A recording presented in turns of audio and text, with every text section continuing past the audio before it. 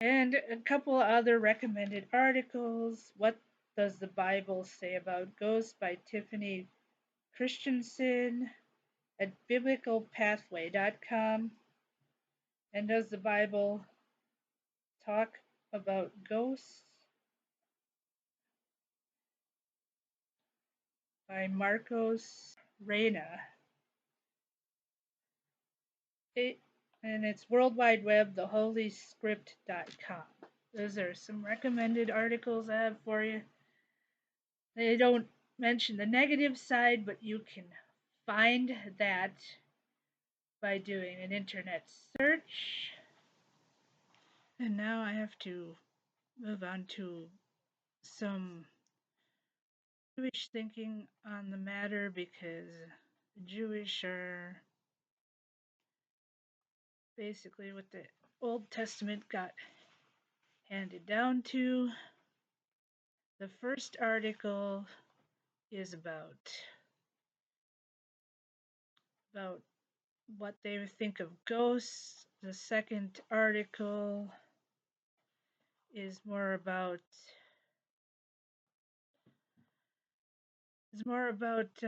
where I think the rumor that Samuel was impersonated by a demon came from. It might have been a Jewish source that originated that idea.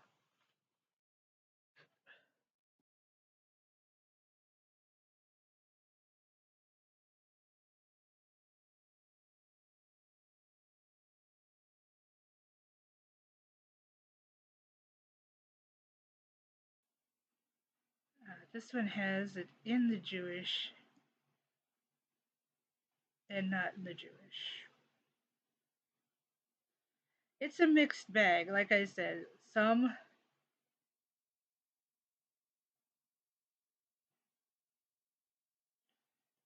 they use some verses. Okay, they call it Shabbat, so it's probably from the Talmud.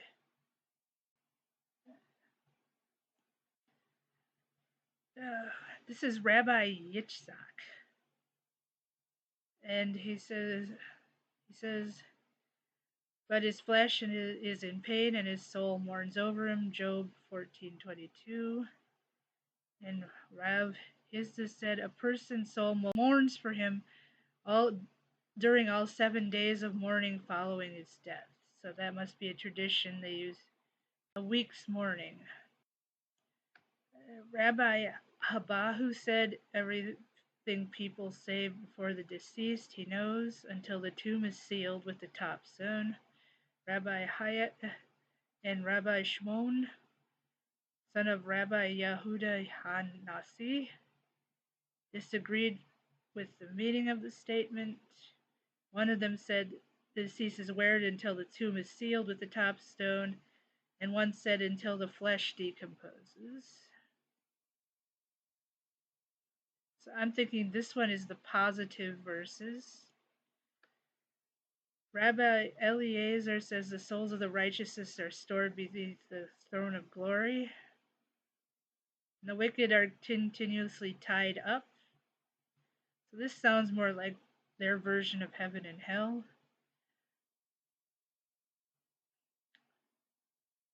So I'm not sure that that has anything to do with ghosts, but that's where the spirits, about spirits in heaven. They also have an allusion to reincarnation, which is strange.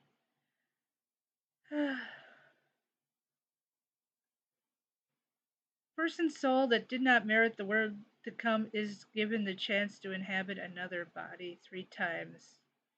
So then the said maybe the soul will merit it then, and opposed to people who experience the full, who stay in the world to come.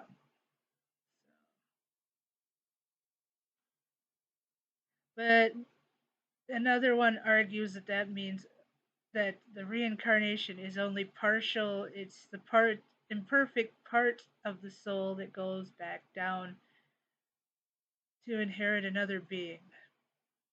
Yeah, so, but this, is from the Talmud, so this is like, might be considered more Kabbalah teachings. Here's another one. It's something called Kachbat. Sages taught at the time of passing Rabbi Yehuda HaNasi. He said, I need my sons. Sons entered the room. He said them as a last will and testament. Be careful with the honor of your mother. He said further, my lamp should be lit in its usual place. My table should be set in its usual place, and the bed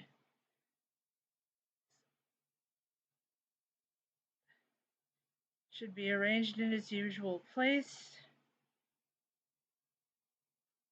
He says that Yosef Hafani and Shimon Frati served during his lifetime and will serve him in death. This is all stuff. I'm not going to keep on going, but it does seem to say that there might be ghosts, at least for 7 days. So they all have their own theories. I heard that an ancient tradition to do with Jesus, at the raising of Lazarus, that at that time they thought the soul stayed around for 3 days and then disappeared, and then left on the fourth, and Jesus raised Lazarus on the fourth, so that was supposed to be the miracle. So I can put this text on there. I'm going to try to find one that's the negative, because I know there is one. Here, this maybe he's not. Samuel Ben Hophni questioned it, according to myjewishlearning.com, about the Witch of Endor. And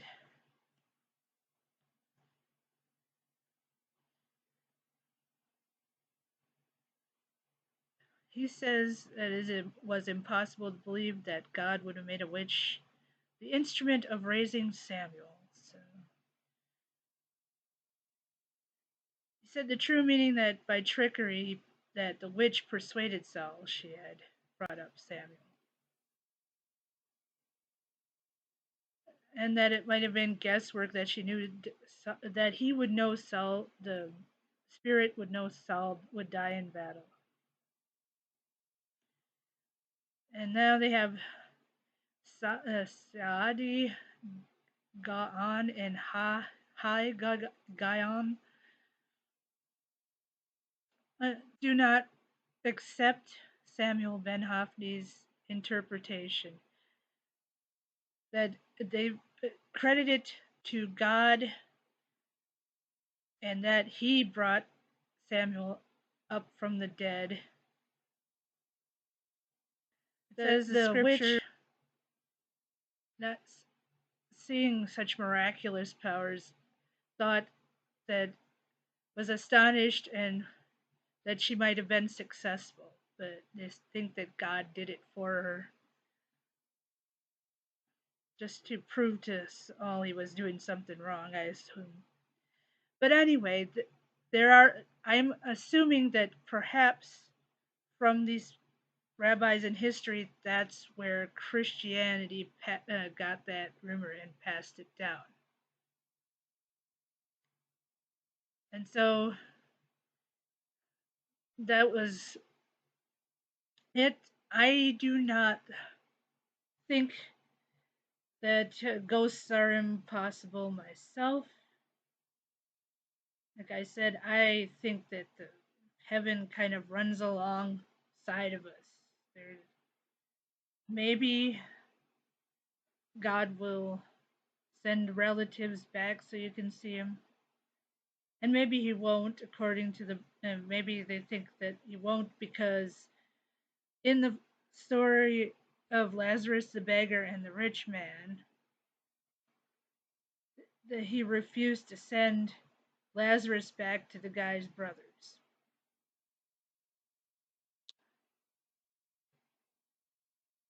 to prove that there's a heaven and hell. But anyway, just to sum it up, I believe it's possible that there are ghosts. They may be good or bad. Some of them may be demons of some sort. And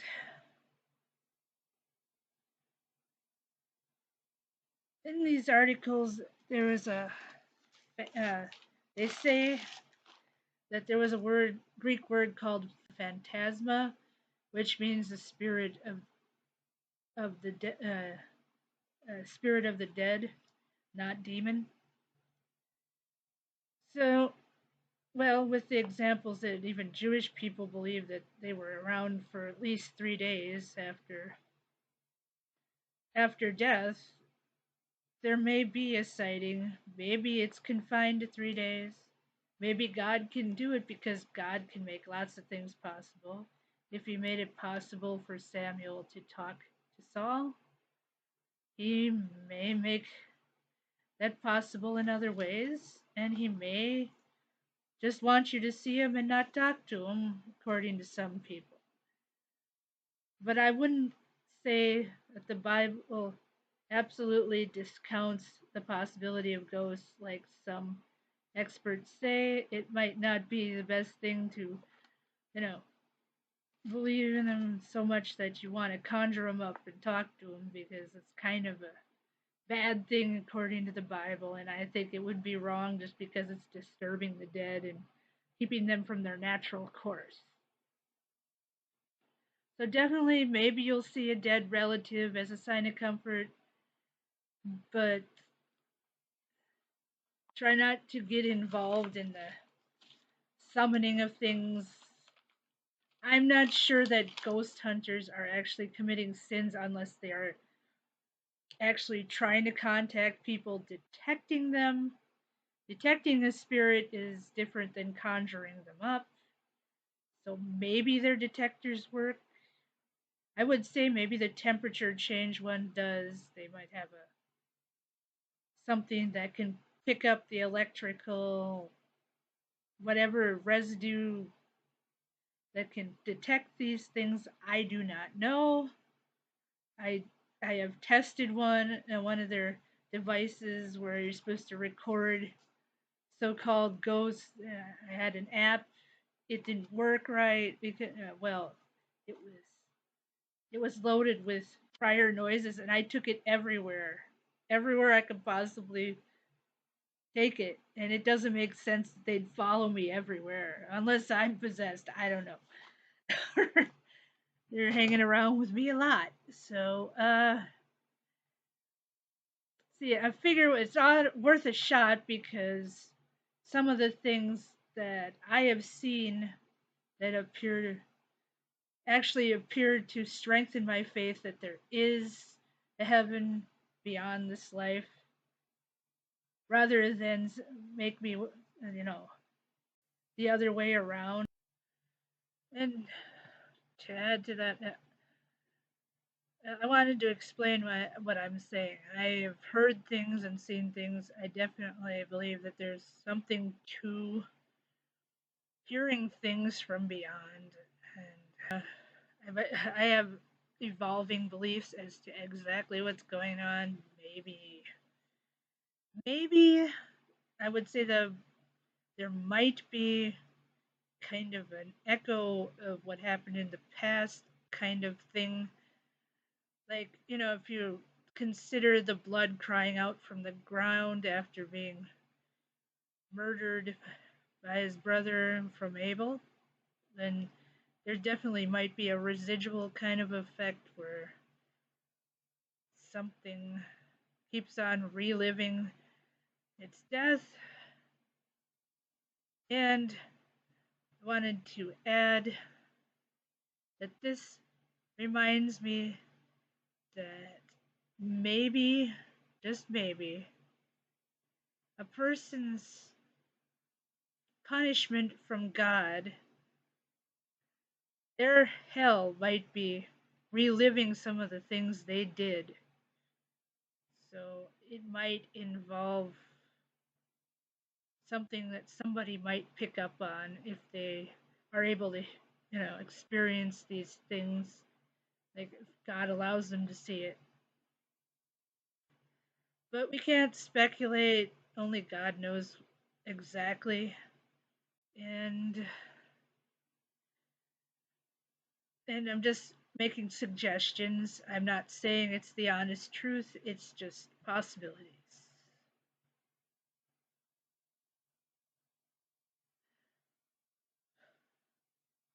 But I would say definitely I've had some experiences that make me believe in there must be something beyond, and some people would probably call it kind of maybe delusional or crazy or demons. I don't know what they are. Okay? Some things I experienced, yes, I would probably think they were demons. And really, I don't, like I said, I don't agree with messing around with things. I don't know that ghosts, I don't know that it's wrong to go find out if something is wrong with the place, like a haunting, or if you think it's demons haunting, that you might want to find out more information by going to see if you need someone to come cleanse the house. Okay? That might be a definite, you might need someone to go find out if you need to call in the whoever performs an exorcism, whether it's a priest or a Protestant minister. I'm just saying, don't discount it. It may be possible because with God, all things are possible. That's a Bible verse.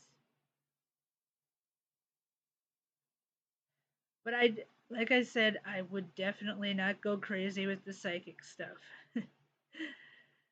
Because it is kind of a bad thing to disturb what you don't understand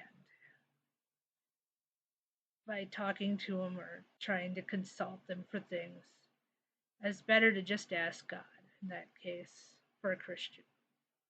And that would be all I have to say. I will post some helpful links in the credits. Thank you for watching. See you next week.